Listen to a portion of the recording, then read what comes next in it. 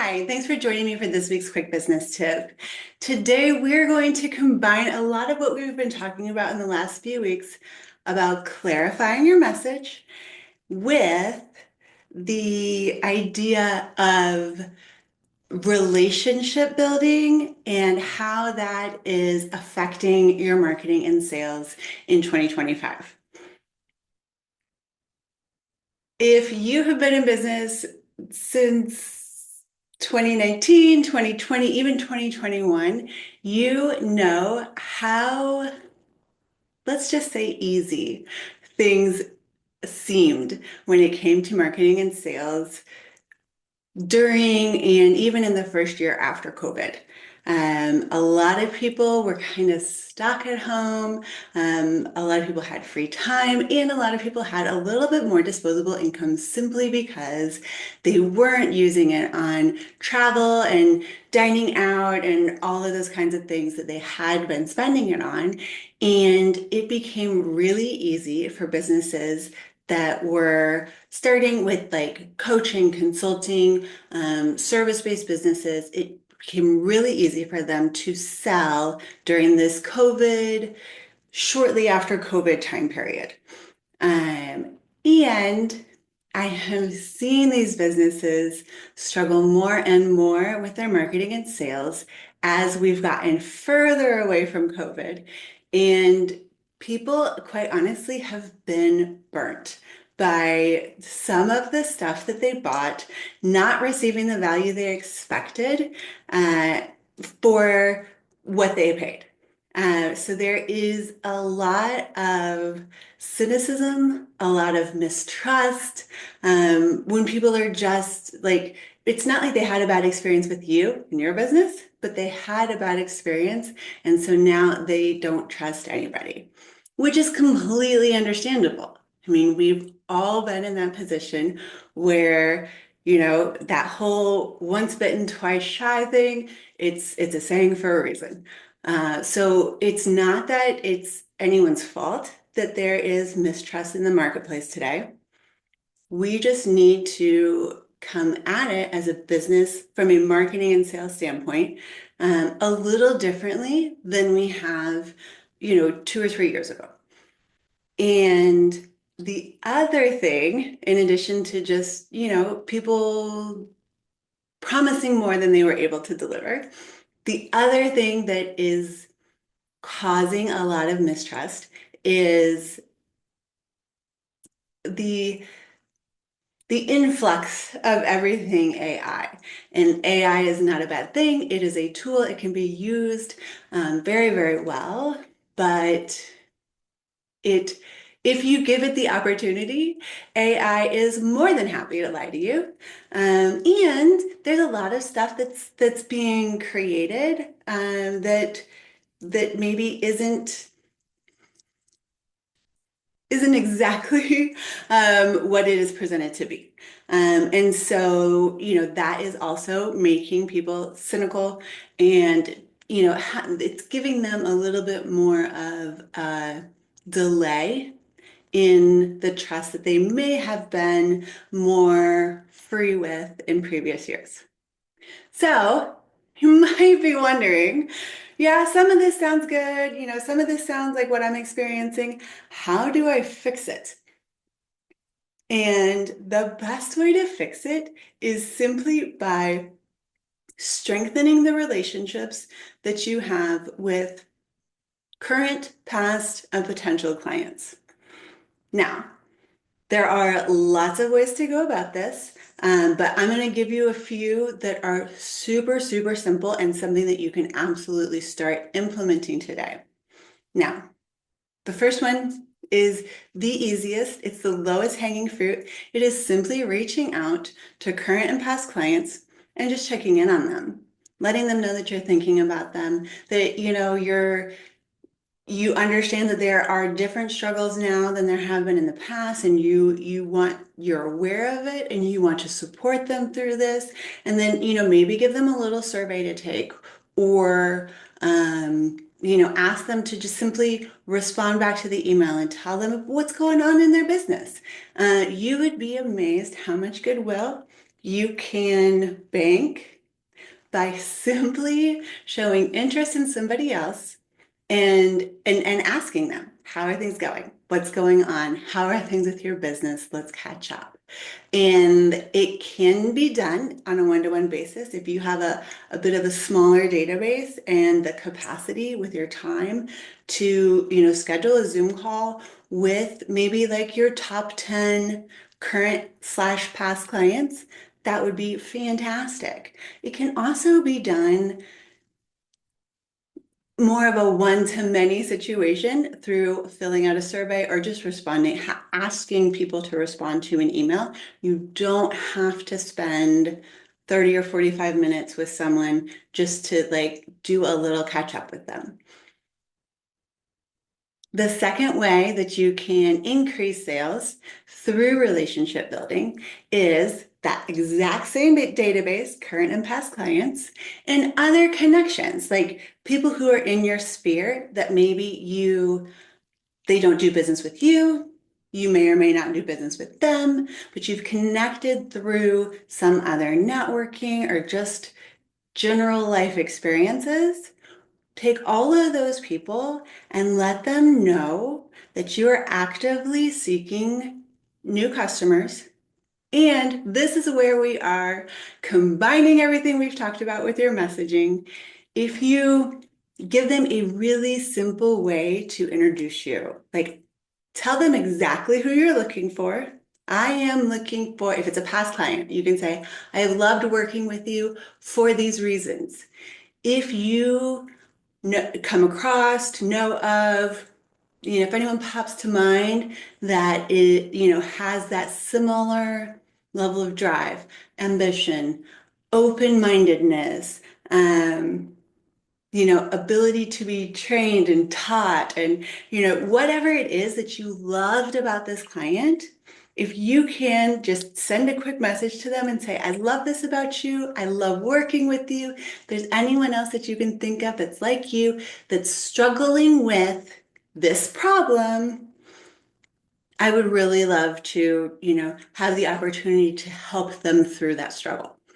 It's really that simple. It's not sales pitchy, and it's done in a way that makes it, they're not like, I don't, like, I can't, I mean, there are lots of people that could use Jennifer's marketing services.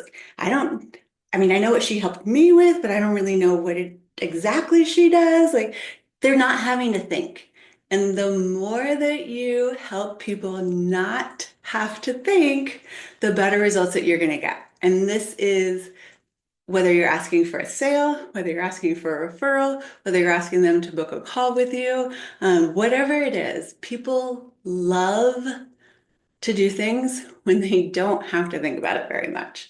So take the messaging that we've talked about the past several weeks and create this kind of referral request message that makes it super, super simple for the person that you are talking to be able to know exactly who you're looking for and exactly what problem you solve for them.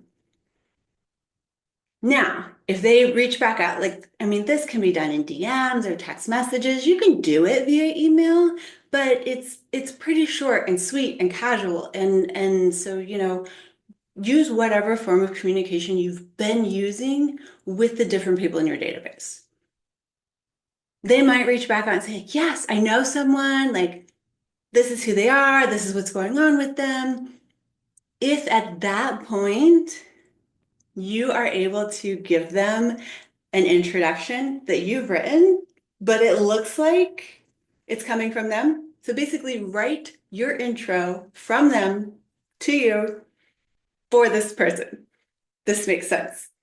So a client of mine I might send them a message that says, here's an introduction that might be effective, or, here's just something to make it easy for you. I'd like you to meet Jennifer. She runs a digital marketing agency. She's really helped me with XYZ. I think she's fantastic. I would love to introduce the two of you. That's simple. Like, or she's an expert in XYZ, or, whatever it is, however you want to be introduced, if you write that for them and just say, oh, I would love to meet this person. Here's an introduction that might help. If you'd like to use this, you can, or write your own.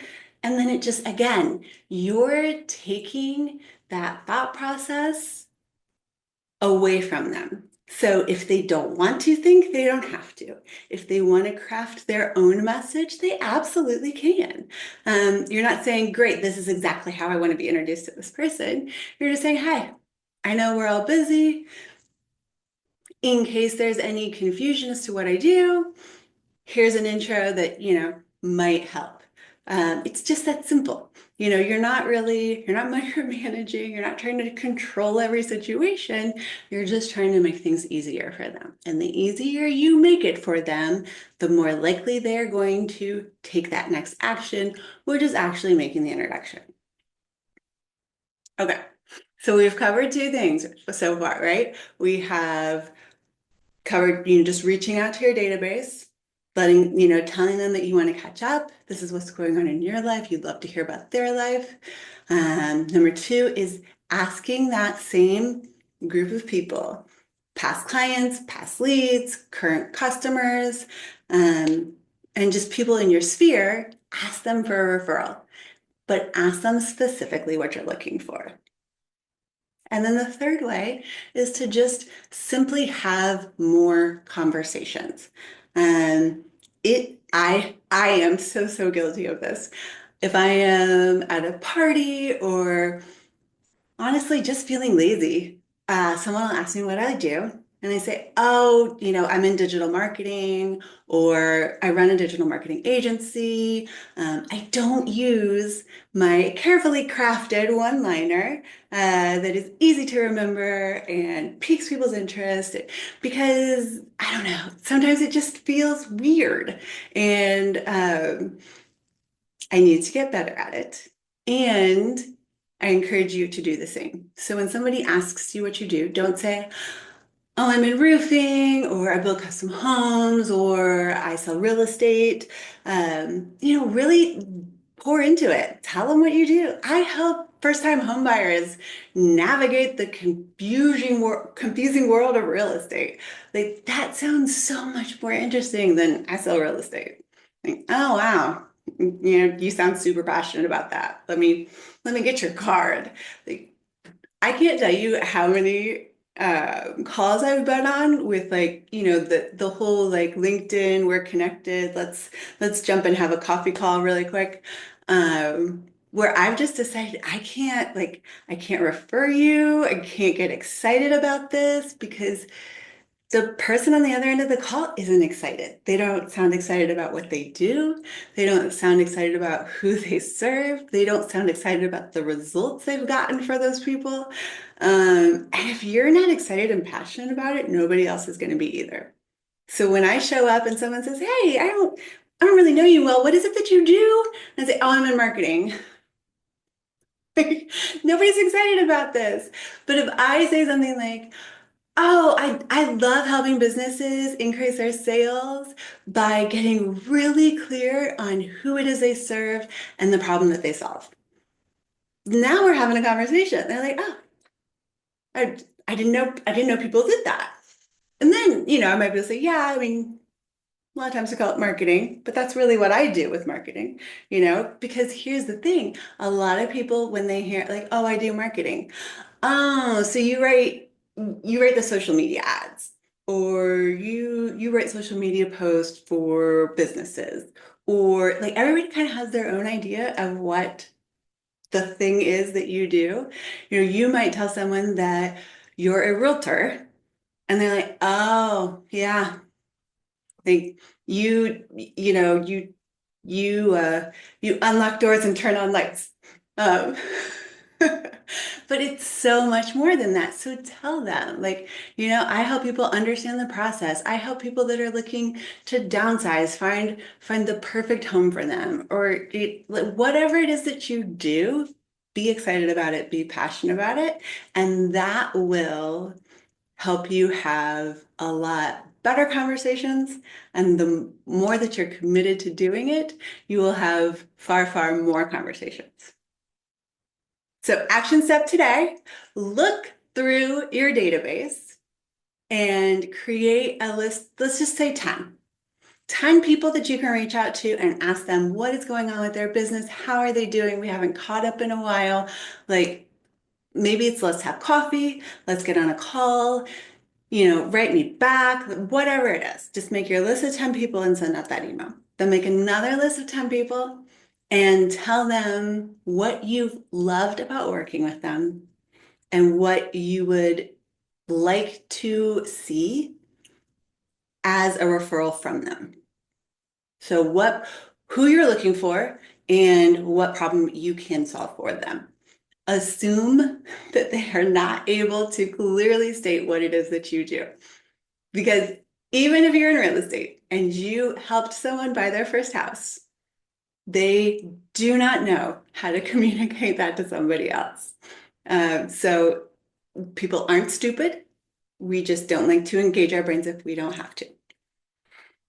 Take those actions and then let me know what kind of results you're getting. Post it in the comments.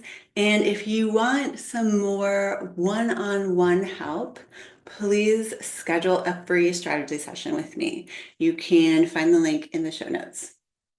Until next week, I'm Jennifer with Limitless Impact Agency.